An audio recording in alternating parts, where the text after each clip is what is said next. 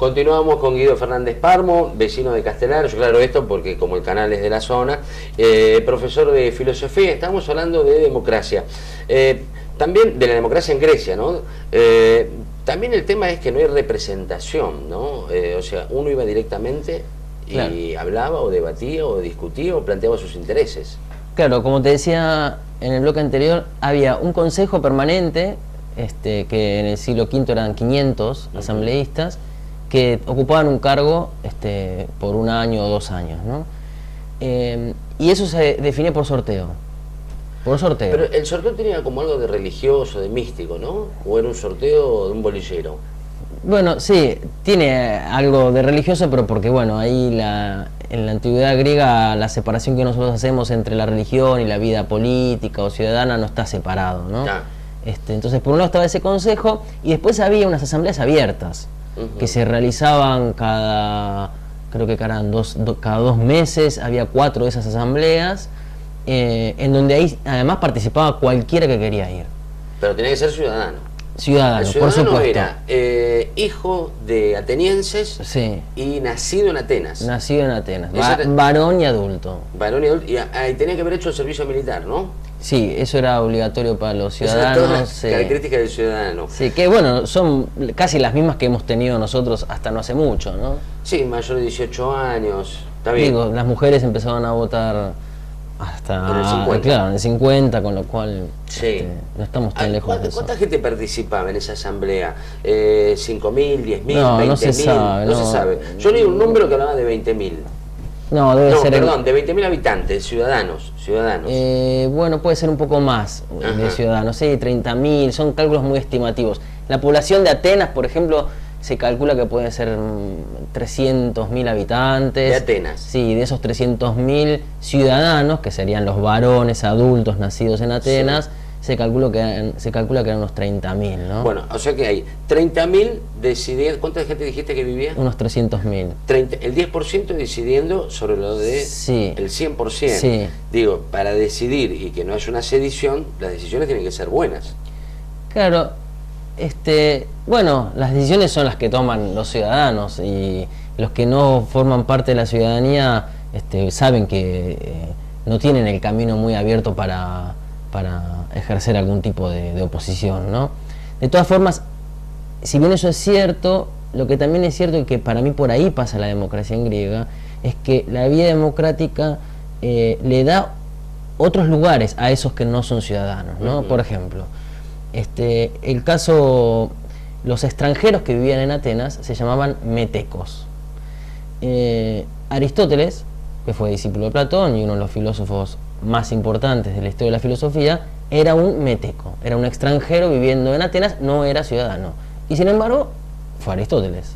Y pudo estudiar en la Academia de Platón y se convirtió en un filósofo importante que fundó su liceo, que era una especie de universidad, con lo cual el que no es ciudadano no necesariamente queda por fuera de la vida pública, ¿no? Sí queda fuera, por supuesto, de la vida política, pero no de la vida pública, no del arte o de otros aspectos de la vida cultural, ¿no? Está bien. También o sea, el crecimiento de la ciudad, lo que finalmente todo el mundo conoce con el nombre de polis, ¿no? ¿Genera o revitaliza o exige esta democracia? Digo, el intercambio comercial, el comercio sumado a la ciudad. Bueno, son factores, son condicionamientos, ¿no?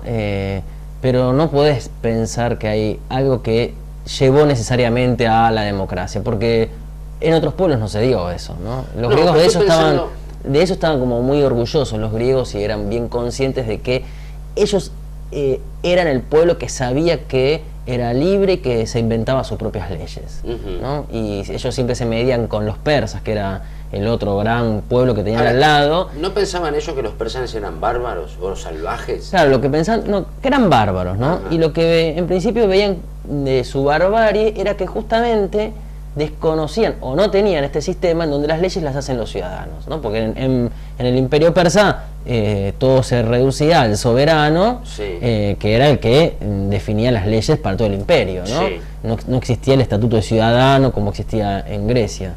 Entonces, para ellos los pueblos bárbaros son los pueblos que no son autónomos, cuyos ciudadanos no se dan a sí mismos sus propias leyes, ¿no? Diferente al concepto que tenían los romanos de quiénes eran los bárbaros. Sí, ahí cambia el concepto de barbarie en Roma. Sí, está bien. Tienen unos enfrentamientos, bueno, las guerras médicas son los enfrentamientos con los persas que terminan ganando Atenas a los persas, sí. ¿no? Sí, terminan ganando o se retiran los persas, terminan ganando, bueno, ¿no? Pero sí. Firman la paz en 449, creo, antes de Cristo, ¿no? Sí. Digo, para lo que era el Imperio Persa, en relación a lo territorial de lo que podría ser Atenas más Esparta, la verdad es que Persia se tendría que haber llevado puesto. Sí, se los podría, ¿no? Los podrían haber pasado por arriba, sí. Pero lo cierto también es que la invasión persa tenía que ver con un castigo, ¿no? Un castigo que querían hacer por una rebelión que había existido en un pueblo griego que estaba bajo el dominio persa. Entonces, como los griegos apoyaron esa rebeldía de sus compatriotas, digamos, los persas dijeron, bueno, tenemos que hacer una acción ejemplar, porque si no, estos griegos nos van a seguir molestando siempre. Entonces, ahí se produce esa invasión y bueno, después se encuentran con que los griegos habitaban en un territorio difícil para controlar, tenían una flota muy sofisticada que los persas no. Entonces, a mi juicio, en un momento los persas se dan cuenta de que tampoco vale la pena seguir invirtiendo tanta energía en esa guerra y se van, claro. En la democracia griega existían, en cierta manera, los tres poderes, ¿ya? O algo con funciones de poder judicial, de poder legislativo, que es la asamblea.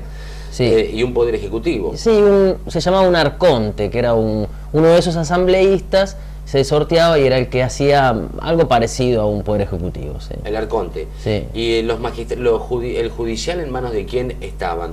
Puede ser que Areópago era la primera institución, ¿no? Que tenían ellos. Lo que se llama el Areópago era una institución en donde se definían algunos asuntos legales y judiciales y estaba conformada por un grupo reducido, ¿no? Un grupo privilegiado que antiguamente eran parte de la aristocracia o depende de la ciudad de los ancianos, ¿no?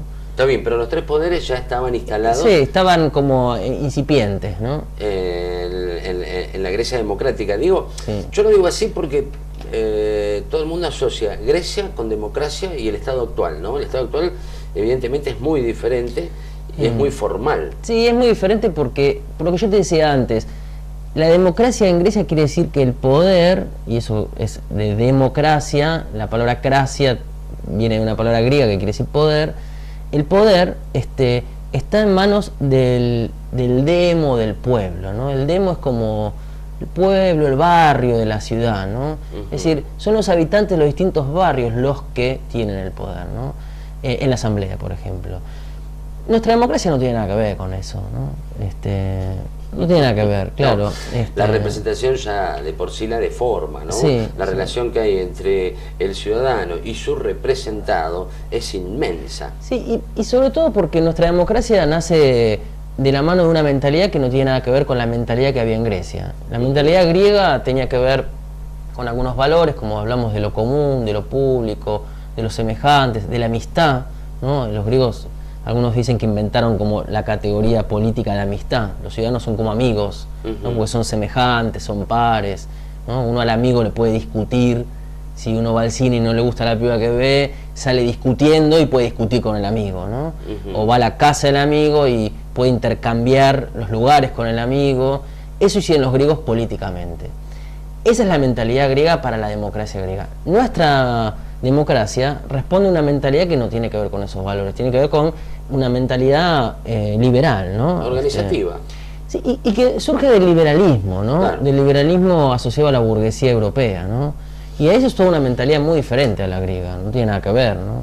Bueno, se fue el tiempo. Se le puede recomendar a la gente este libro, Los orígenes del pensamiento griego, que Guido Fernández Parmo me lo recomendó a mí.